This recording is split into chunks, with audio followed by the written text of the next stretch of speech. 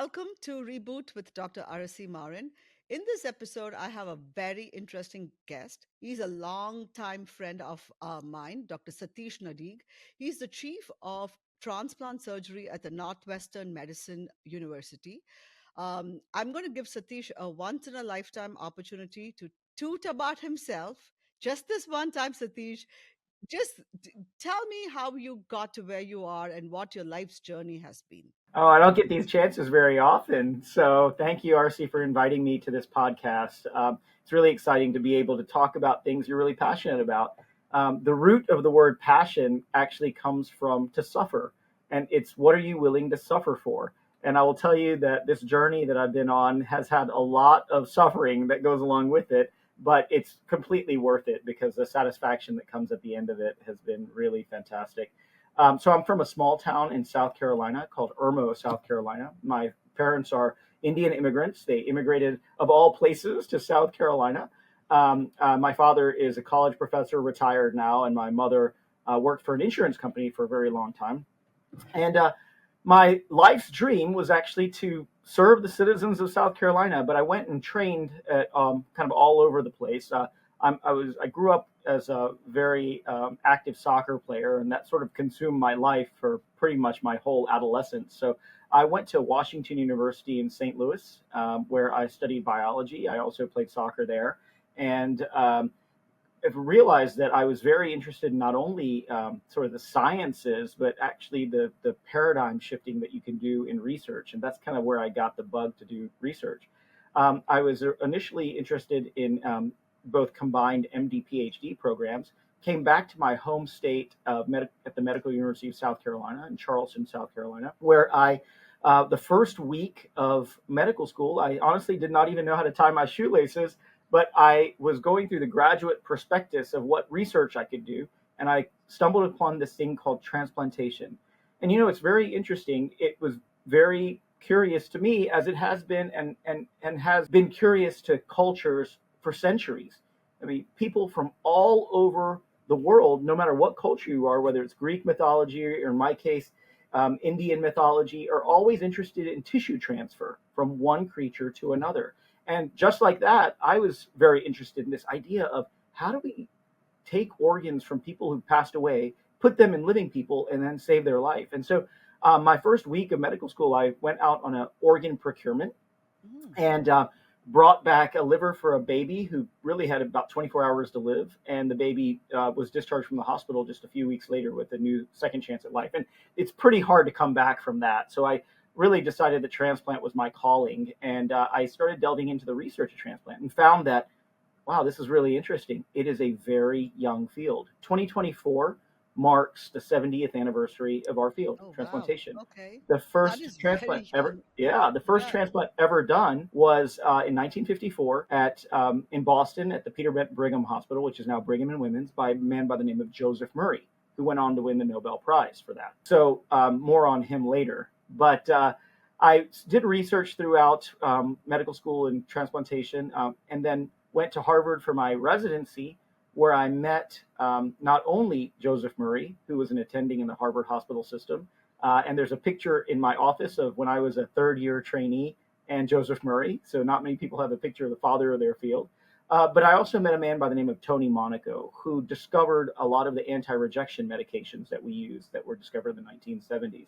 And he sent me out to Oxford to do my PhD in transplant immunology in the laboratory of a woman by the name of Catherine Wood and Professor Sir Peter Morris, who did the first kidney transplant in the United Kingdom and was knighted for it. So he was Sir Peter Morris. Finished that, went to Michigan to do my fellowship after I finished my residency at Harvard, and then did an adult and pediatric transplant surgery fellowship, and then came back to South Carolina to serve the citizens of South Carolina. And I thought that that was the end of my journey, and I was going to continue that. And I started my research lab there, which I'm sure we'll get into during our conversation. And in 2019, I got a call from one of my mentors that I had from Michigan to come run the program at Northwestern. I was very happy. Initially, I said no, but I eventually came and took a look, and I thought that it was a larger platform for me to make an impact in what I was passionate about, both changing the paradigm of transplantation, but also moving the needle on how we practice transplantation through research and innovation. And I've come here, and I'm very proud to say that we grew from the 33rd largest program in the country to now 8, and we're on track to Oh, be the top wow. 5 largest program in the Congratulations. country. We have the second highest amount of research funding than any other transplant program in the country right now, and the highest quality in the state of Illinois, ergo in the country. So we're really shooting to be top 5 in both growth and volume, quality, as well as innovation and research. And it's a really great team. We have about 270 people in the Comprehensive Transplant Center, and I've really enjoyed this platform to try to make an impact. So really have a passion for the purpose, but certainly a lot of suffering along the way, a long time, lot of time to do the what I'd like to do, but it has a lot of dividends and return on investment. But Satish, the one true thing about you is you do all of this pretty effortlessly. Okay, because you, Satish's family and my family were our COVID unit during the COVID times. So we pretty much spent almost every weekend together, right? And honestly, the amount of fun we used to have, you would never think, oh, this is the super transplant surgeon who's done great research or something like that. You are still very down to earth, and you've kept that authenticity about yourself really well and grounded. I've migrated from India, and when we come from India, we all do this for our children to have better lives and to change the world, and you're doing just the same. I'm sure your parents are extremely proud of what you've achieved so far. Yes, and kudos to your wife for putting up with you and That's right, all your exactly. Well, shenanigans I and mean, I think travels. just like she is, you all are, and it all is about the support network and having all the people around you that are well wishers and that we're well wishers for. It's really nice to have relationships that allow for balance and Yes, allow for being able to be able to wish people well authentically. yes, yes. And so there's a lot of satisfaction in that as well. Okay, now let's get to your favorite topic, liver health. Okay, let's start with some basic questions. I mean, everything we eat goes through the liver. So, liver is pretty much the most important organ. And what can we as human beings do to maintain liver health? Well, I'm glad that a cardiologist didn't say the heart is the most important organ, which is really fantastic for me to hear.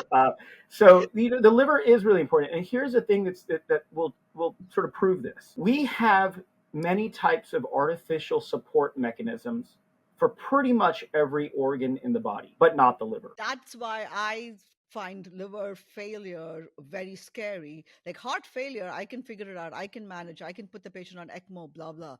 But the liver failure is a very scary thing. And that's why we are talking about this And today. it's not without trying.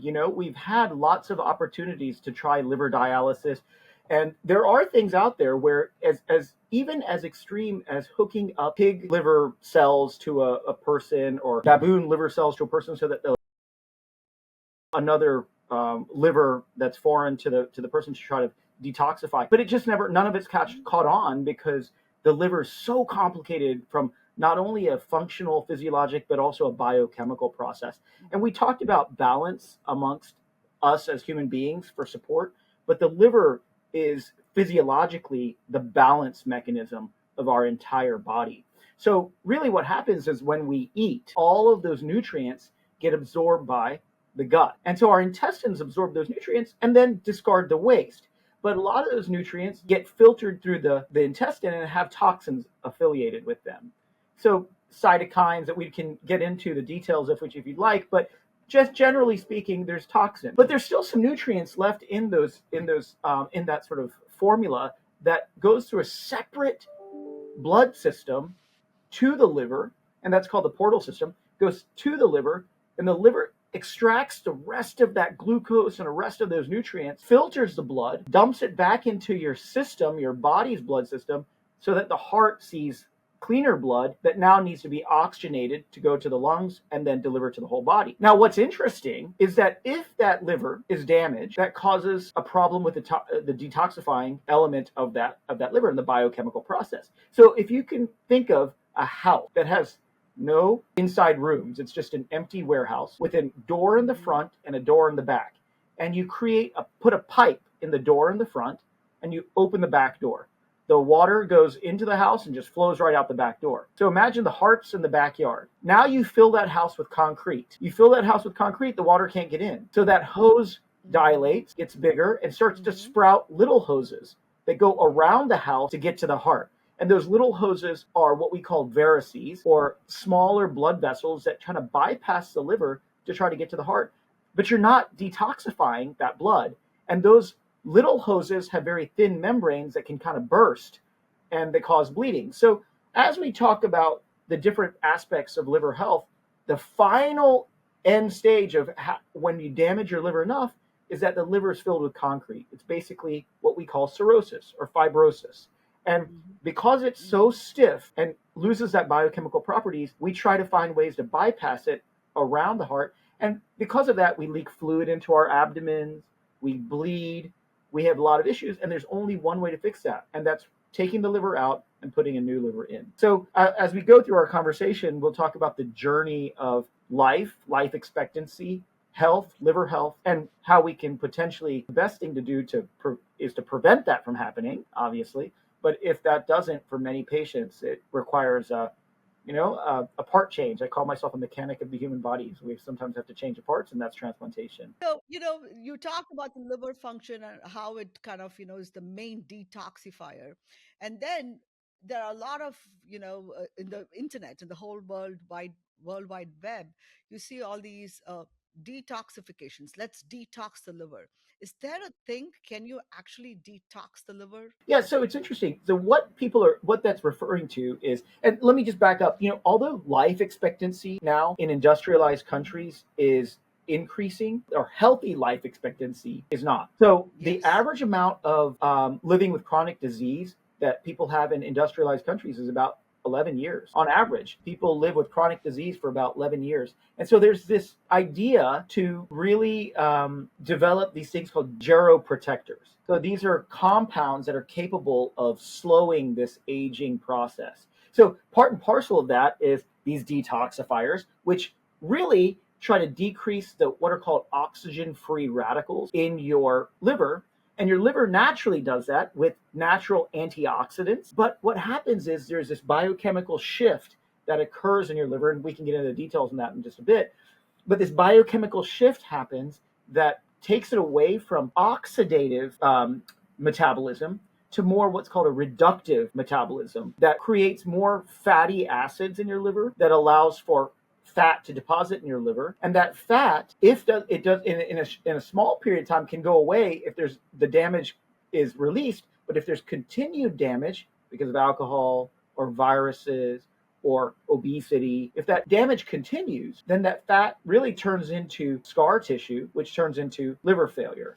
And what happens when you have these sort of insults to the liver is not only does that fat accumulate, it's unable to be degraded and it's unable to be exported either. So it just sits there and develops sort of deposits in liver. So let's simplify that better. I mean, so if I have to put that as an kind of an analogy, you have this beautiful fighter jet, and instead of using aviation fuel for good fuel for speed and efficiency and intensity, you end up using diesel, and that, yes, the flight will still take off, but it's going to build up a lot of toxic materials and eventually seize up the core mechanism itself and basically deposit a lot of waste products. Yeah, and then eventually the plane just can't fly, right?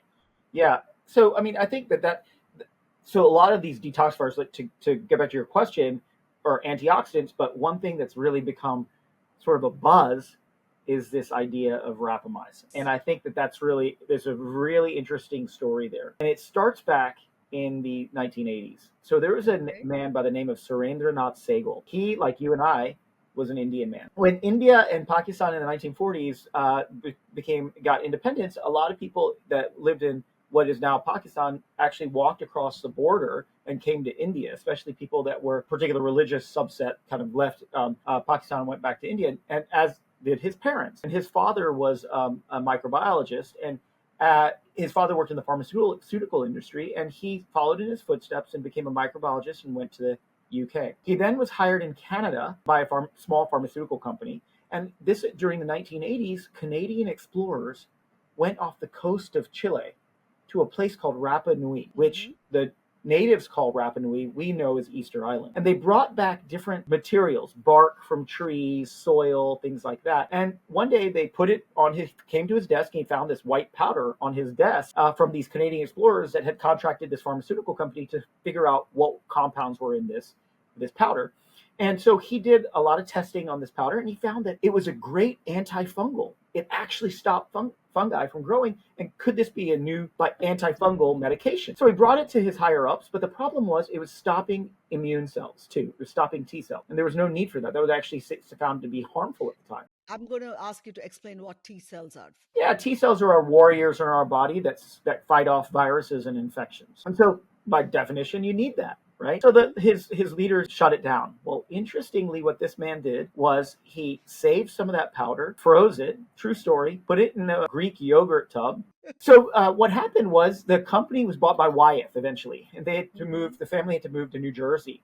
And he called his son, who was stationed in the Canadian Army, to Germany, and his son came and helped him move. And his son was cleaning out the fridge and freezer and found this tub inside with white powder. Dad, is there something you need to tell me? He's like, no.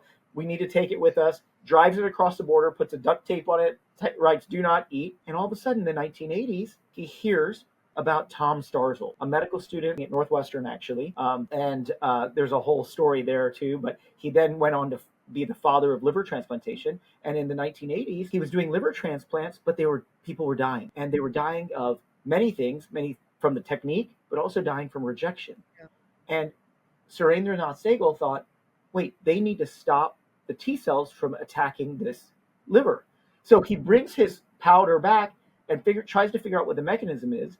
And he brings in some of his scientific colleagues, and they find that it stops the pathway for T cells, these cells, to grow, proliferate. And that's called the mTOR pathway, the mechanistic target of rapamycin.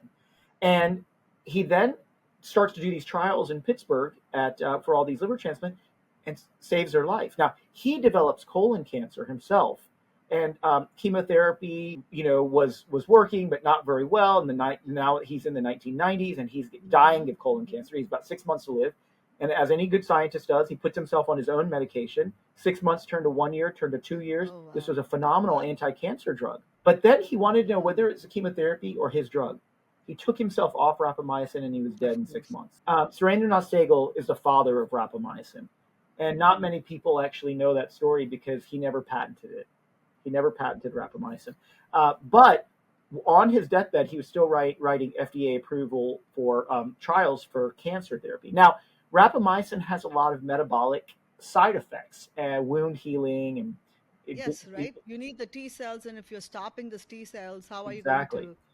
But what's been interesting is at certain doses, very small doses, rapamycin has been linked to increasing your lifespan. And 60% of mice in animal studies had an increased longevity with the use of this drug, this mTOR inhibitor at low doses. Hold on. I don't want to live longer if the rest of my body is going to degenerate and my brain is going to degenerate. That's a great point. That's a great point. So when they linked it to longevity, they also looked at declining immune function, and it helped declining immune function. It helped certain lung diseases that led to COPD, or chronic obstructive pulmonary disease. It helped cardiomyopathy that would lead to heart failure. It helped atherosclerosis that increases the plaques in our body. And in fact, what it did was, which was really interesting, is when you have these T cells, they actually see different foreign proteins. So normally they see our own proteins and they don't activate because they recognize it as ourself. So when people recognize themselves, when the T cells recognize themselves, that's called autoimmunity. But not many people have autoimmunity, and that's a derangement in the process. But normally it's supposed to recognize viruses, viral peptides, and then it's supposed to activate. As we age, our immune system ages too, and that's called immunosenescence. That the term is called immunosenescence. And these T cells upregulate a certain molecule called PD-L1 that inhibits their ability to recognize foreign antigens. So we actually Oh, can't fight off damn. infections as well as we age. Rapamycin inhibits that. It inhibits the amount of T cells that don't have this activation effect. So it allows, interestingly, a larger group of good T cells called regulatory T cells, and also your T cells that can activate antigens too. And so activate to antigens as well. So it really helps your immune system. And so we're really in the throes of figuring out all the mechanisms that have to do with rapamycin. Now, there was a really good meta-analysis that was done fairly recently in 2020 that looked at Panned out what in we the think. human So there was this link of rapamycin to memory and learning, and although that was true in the animal studies, it hasn't been proven in the human studies quite yet. But it remains to be seen where this will eventually go. But it's been quite interesting, the whole idea of instituting these types of signaling pathways in these immune cells to help us potentially not only live longer, but live with healthier lifestyle. So, as a transplant surgeon, you have been using rapamycin for a long time. We have, but at the doses that we give rapamycin, they're very high doses, generally speaking, Mm. and so they cause a lot of metabolic side effects. And so we do it as an anti-rejection medication. And really remember that, because when we start talking about some of the research that I'm doing after we talk about liver health and things like that, I want to get back to this idea really. Uh, Okay. but um, but we do use it, but we don't use it in the what we call the perioperative period around the time of the Hmm. operation itself, because it Hmm. impairs normal functions like healing your wounds and things like that. So we use it sort of later on, and not as a mainstay. It's really like if somebody actually, because remember I told you it was an anti-cancer drug too, and so Yes, when yes. somebody has particular cancers going into transplant or after transplant, we'll switch them to rapamycin to get the anti-rejection effects and the anti-cancer effect. Okay, okay. Extreme. I mean, the rapamycin, we have been using it in cardiology also. We have our stents coated with sirolimus, which we've been using. And now we have drug coated balloons with the same anti cancer kind of thing. But it's used for cell proliferation to stop the growth of cells inside the blood vessels. Well, yeah, that's the thing. So this whole idea of proliferation. So the reason, as you know, the reason that it's used in stents is because we want to keep the stents from stenosing back, and so these vascular smooth muscle cells proliferate into the stent Yes. and cause that to occlude. Well, interestingly, vascular smooth muscle cells, they proliferate on an Mm. mTOR pathway. And so that's why rapamycin is used in those sort of scenarios. And that's also why it can help with in transplant, because a very similar effect happens to in a heart transplant, for example, Mhm. to the arteries in the heart. You get these sort of Yes. plugging of the pipes, and it keeps that pipes from plugging from these vascular smooth muscle cells. So is mTOR, I mean, I've heard about mTOR come around within the cancer realm, etc. mTOR is a good guy or a bad guy? Well, mTOR is necessary, guy. It's so an M so mTOR. What mTOR does is allows a T cell to proliferate and grow to fight something, a foreign peptide foreign. Now, in our world, we don't want those T cells to grow and fight because they're going to fight against the foreign thing, which is an organ. But if you have cancer, they grow and fight against the cancer. Or if you have a virus, they grow and fight against the virus. So depending on what it's fighting against is whether it's good or bad. For us, in an organ, you don't want the T cells to fight against the organ. And if rapamycin is, I'm, you've turned me around a little bit now. If rapamycin, what does it do to mTOR? Stops it. It's an mTOR inhibitor. So it inhibits the proliferation. What happens to my T cells then? It inhibits the T cell. Inhibits the T cells. And how is it making me live longer then? Well, so at high doses, it Okay. inhibits all the T cells. At lower doses, it has some of these longevity effects that we're talking. So, okay. So, if I'm getting it right, at low doses, it can potentially help our own aging immune system to work better. That's the simplistic one liner I can get from. This is fascinating. Absolutely fascinating. Without the side effects. I mean, the rapamycin has so many side effects, but at these lower doses, in all these randomized controlled trials, there haven't been many serious side effects from it, too. Interestingly. So, but is it mainstream right now? Are we using it? Because Not I mean, not for this. It really there needs to be more randomized control trials to okay, actually see how much okay. effect it has. But it's a we have a longevity lab here called the Potosnak Longevity Lab, and this is a big focus of their research there. Ah, fantastic, fantastic.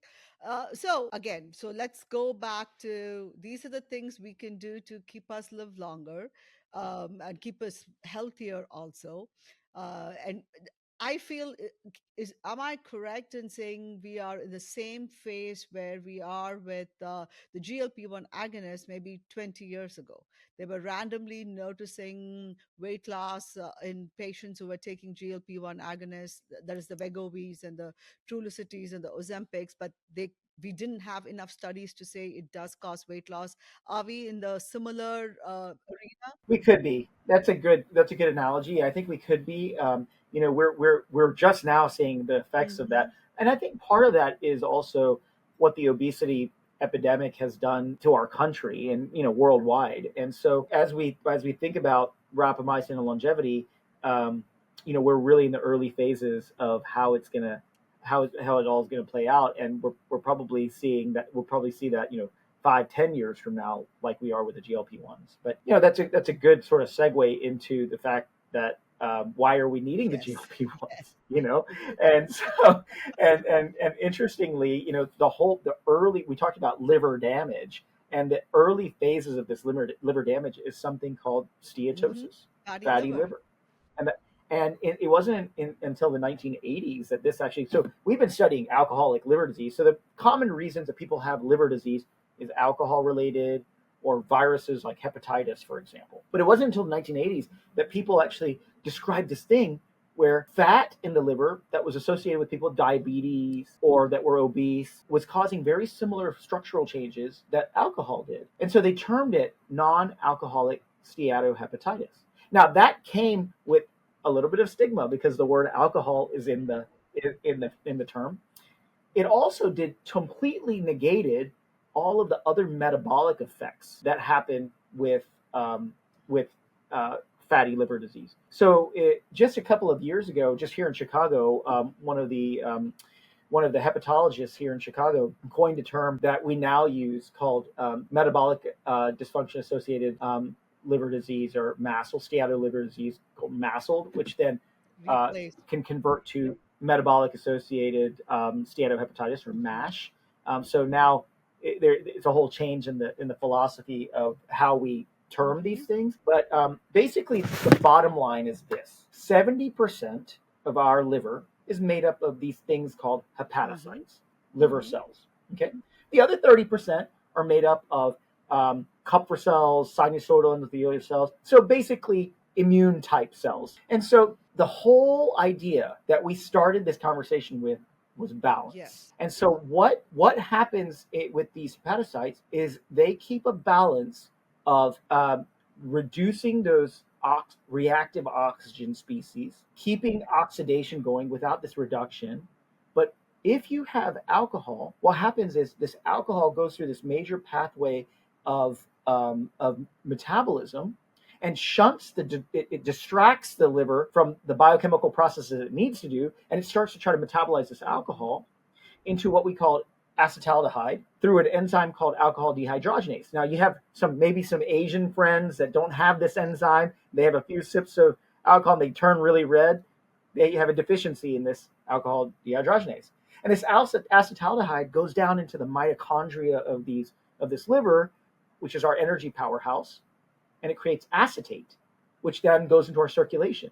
So it's distracting the balance from trying to do this antioxidant properties to more of this reductive properties that's depositing these fatty acids. Now what happens is these insoluble or proteins that can't be dissolved develop or deposit in these cells. So now the fat can't go away. Okay. The fat gets that the diesel fuel gets gunked Hmm. up and the fat stays there. These proteins start to deposit in these cells, and those are called Mallory Dank bodies. They Yeah, just they yeah, just yeah. sort of deposit in the cells. Then the other cells, the non-hepatocytes, start to try to attack those proteins to try to clear it out, Everything is trying to figure out how to get the gunk out, basically. Yeah. get them out, and they start to form scar tissue with these Hmm. hepatic stellate cells. And the liver is very unique. It can has this ability to regenerate. And so the Greeks knew that centuries ago. When Prometheus gave fire to man, he was punished by Zeus by being put on a hill and chained to a rock and an eagle to peck at his liver for all eternity. So they knew the liver would continue to regenerate and the eagle would peck at his liver for all eternity. And so what happens is the scar tissue starts to get laid down and the liver starts to regenerate between those areas of scar tissue. So you get these nodules, and they're called regenerative nodules. And the liver goes from fatty and swollen to now the fat starts to go away and it goes down to shrunken and nodular. And we go from fatty liver to cirrhosis. Now, like in any sort of situation, when you have maldeveloped or badly developed cells, they eventually turn into a cancer. So that actually predisposes people to getting certain cancers. So when you make this journey and this transition from fatty liver all the way to cirrhosis, that's end stage liver disease. And now the house is filled with concrete. All of the blood vessels have to try to get around the house to get to the heart. And that's where you get fluid in your belly and you kind of burst those blood vessels and you can potentially bleed. And that's where you need to replace that liver. Now, in the very beginning, though, when you have small amounts of fat, so for example, let's take alcohol, for example. So 4 drinks for females, 5 drinks for males per an occasion, or 15 or 8 per week can cause this sort of fatty deposits. Binge drinking, big problem in America. 4 to 5 drinks within a 2-hour period can cause these fatty deposits. Now, the way to get that to stop is just stop drinking, right? And you stop drinking, and that micro fat, microsteatosis, starts to dissolve, go away, because that damage doesn't continue. But over decades of doing this daily, you don't have those mechanisms to be able to get this fat away, and you start to form these cirrhotic or fibrotic enzymes. It's kind of crazy that how this whole alcohol industry has developed, and there are so many multinational companies with multinational alcohol products based on a product which is alcohol, which pretty much causes head to toe damage. And it's still there. And we again, once again, talk about free will on one side, and then we talk about healthcare costs on the other side. And and then we talk about medications like GLP-1 and rapamycin on the other side. It almost seems like we are churning the market or churning the waters as we speak, which causes the damage, which and then give them treatment for the damage. We are chasing our tails. That's absolutely true. And so, but what we do know is that if we do stop, and you decrease your total Yes. body weight by 10%, you can actually reduce your Hmm. fatty liver. What's really interesting in our field is that with these GLP-1 Yes. agonists or SGL2 medications, when you get 30% of people that get a liver transplant can develop fatty liver disease. But if there are people that were on this medications reduced their amount of fatty liver disease, and it seemed to be safe in not only de novo settings, so without a transplant, but also after a transplant setting.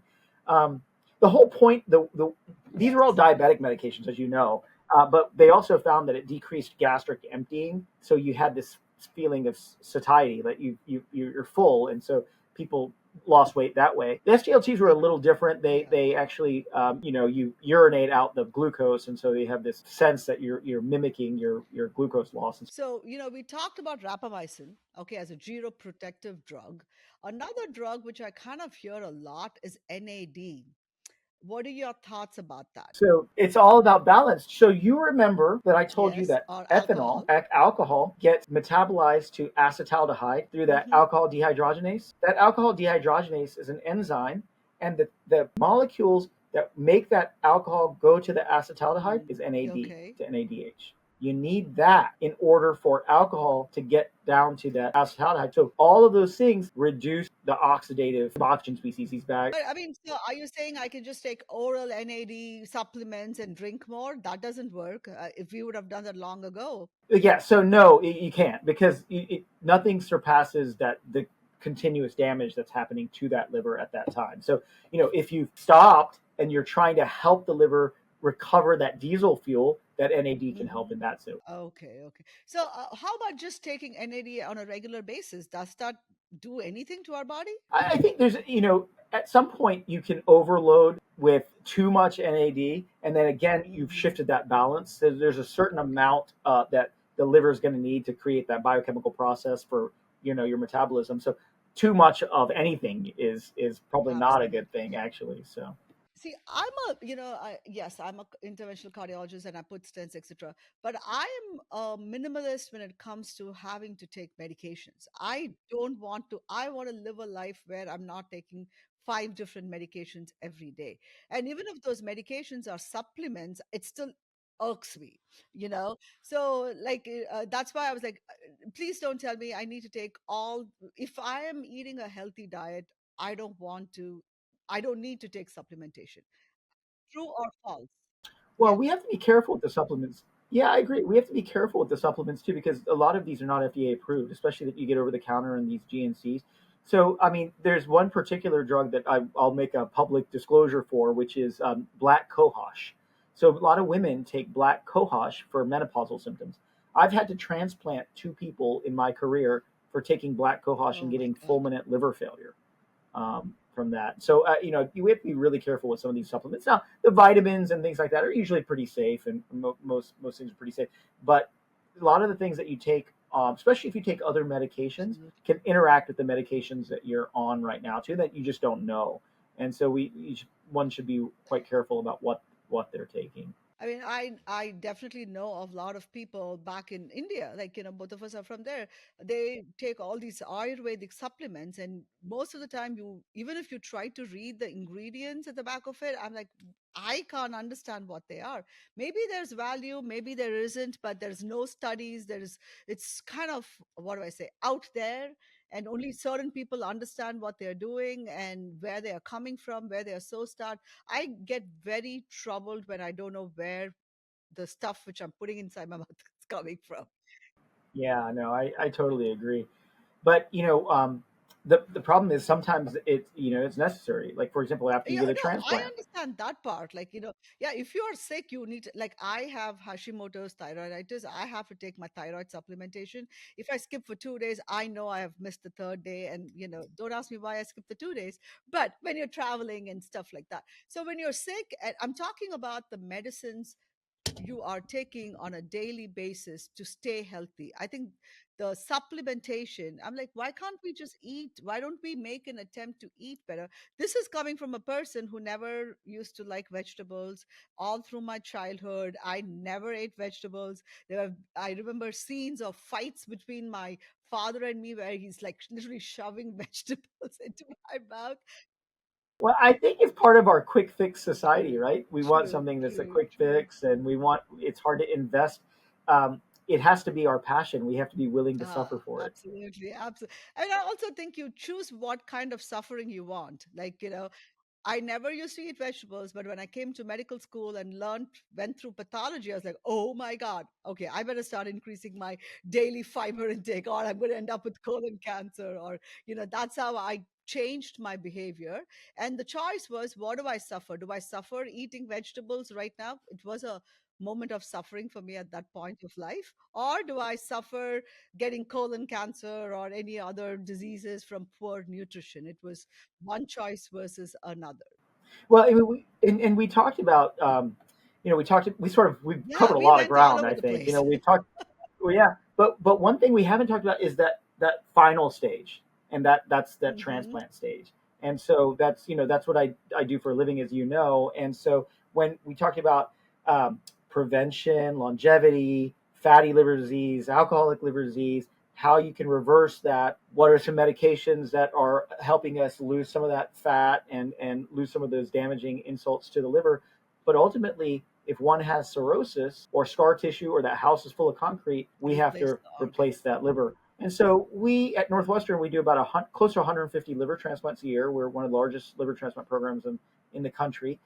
And it is a good therapeutic option for people. I mean, it's kind of the only thing we have right now because, unlike in kidney transplantation where you have dialysis, there Nothing is else. nothing else for liver transplant. So it's either death or liver transplant. Now, the problem is you're often trading one disease for another because of these anti-rejection medications. And here's the kicker: Dr. Joseph Murray did the first transplant in Hmm. 1954.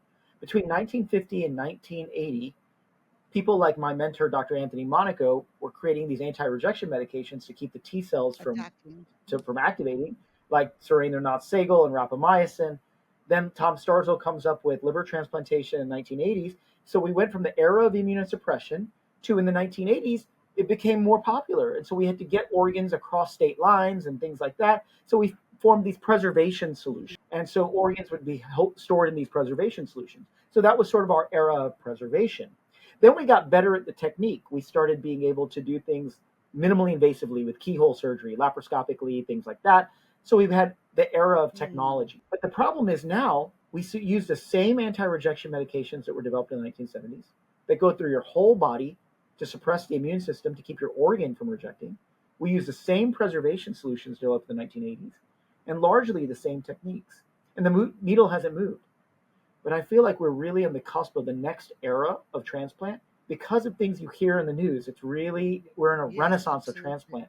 Pig Mhm. kidneys, pig liver, pig So, hearts, robotics. so are you saying genetically modified, rather like personalized, my stem cells in a pig kind of heart? Are you, or a kind? Is that what you're talking about? We're far away from that. We're far away. We're far away.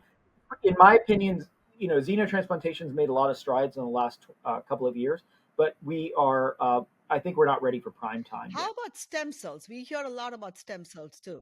So that's why what I was saying is we're now on the cusp of the next era, which I like to Hmm. call the era of technology. Okay. And one of those things is cellular therapy. So Hmm. I will tell you, at Northwestern, we have 37 patients in the kidney transplant world, 37 patients off anti-rejection medication, more than anywhere else in the world.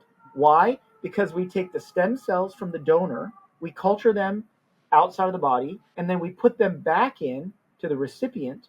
And using these therapies, we're able to get patients off anti-rejection medication. So we have patients that are over 5 years out that are not taking any anti-rejection medication. So we have 37 patients off. And my own research looks at taking Serena-Not-Segal's rapamycin, Hmm. putting it into a nanoparticle, which we have a patent for, and targeting the organ when the organ's outside of the body. So we condition these organs and not just preserve them, pre-treat them, then put them in the Into implant them so the implant. patient doesn't need to take the anti-rejection medication. And I'm very happy to say that we are liaising with the FDA right now to start the first sets of clinical trials for that. So this will be Congratulations first for in that. man, That's first in awesome. class Yes, of using targeted nanotherapy in the setting of transplantation. that But is fascinating. we're moving the needle. I mean, I was giving interviews for CBS and ABC and NBC yesterday, and you'll hear on the news on Monday um, that we're doing the press conference on Monday that we did the first awake kidney transplant in the United States, and the patient was it was the first time globally where anybody had an awake kidney transplant and was discharged as an overnight stay, just like a colonoscopy or a C-section. That is crazy. So, how did you do it? Like, did you block epidural? We did it with spinal epidural anesthesia, and then we had a very like sort of Mhm. what we call enhanced recovery for surgery, but we just Sure. made it super enhanced recovery for surgery, and the patient That is walked out of the amazing. hospital the next day, which was pretty Hmm. remarkable. So Yeah. we're on the cusp of the next era, the era of technology, and these stem cells, targeted drug delivery with nanotherapy, robotics. Now we do a lot of transplants where we actually robotically 70% of the Living donors that we donors. do Yeah. where we take the piece of the liver Hmm. or piece of the kid or Yeah. one of the kidneys out for donation is done robotically. And even some of them we're putting in the kidneys, we're putting in robotically as well. So people leave from a kidney transplant with a band-aid on their belly button. That's crazy. That's great.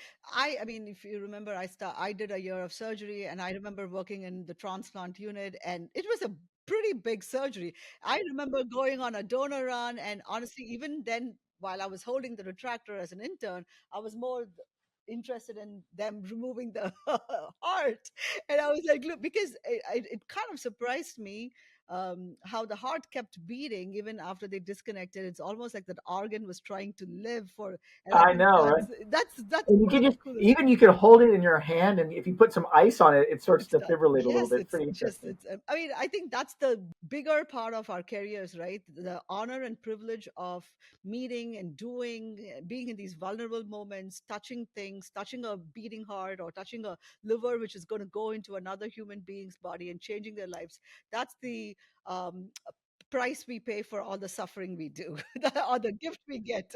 And it is, and that Yes, price is totally yes. worth it. You know, it's Oh, the most satisfying thing to just get to see a patient that is on the brink of death and have a second chance of life. And I don't think you can really yes. explain that to anybody until you just feel it yourself. And a lot of times there's a lot of flashback towards the doctors. Oh, they're all working too much with industry, etc. I keep telling them there's nobody who can pay me enough for the suffering I do if I didn't like it. The work I'm doing because I like what I'm doing. It's like having children. Nobody likes getting up at 2 o'clock in the morning because your child is crying, but you do it because you're suffering for them because you love it and you're passionate about it. I've never that's fabulous. I've never heard that comparison, but it sticks. It absolutely sticks. You're doing it because you love it, not because you get an award for it. No, I've never heard any parent say, "I'm excited to wake up at 2 o'clock in the morning because my child No, is no, crying." no. You know, but Yeah, we do it because we love it, right? So. absolutely, absolutely. So, the name of the show is called Reboot with Dr. R.C. Marin. I would like you to share a story. It could be your story or a patient's story, something which has touched you personally and rebooted their life or something like that. If you're willing to share, I would love for you to do that. I'll talk to you about the ultimate reboot. So this was about 3 or 4 years ago, and it was around Thanksgiving time. And my wife is a pulmonary critical care doctor, as you know, and one of her mentors was is a physician, and she had just taken over as leading their group because the leader that was of the group had gone to another job, and she was young, and she had 4 kids. She was in her late 40s. She had 3 kids, sorry, and the youngest was 6 years old, so young kids.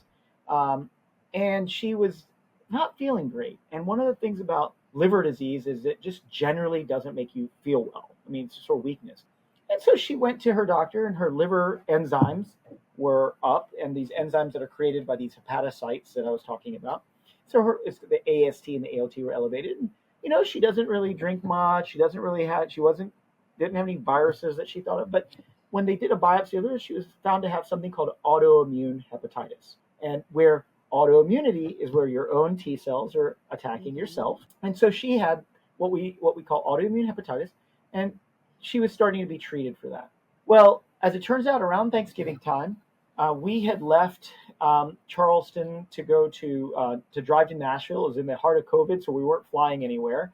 And we were stopped by Columbia, South Carolina, near Irmo, where my parents lived, and to have our daughter hang out with the grandparents for a little bit before on our way to Nashville.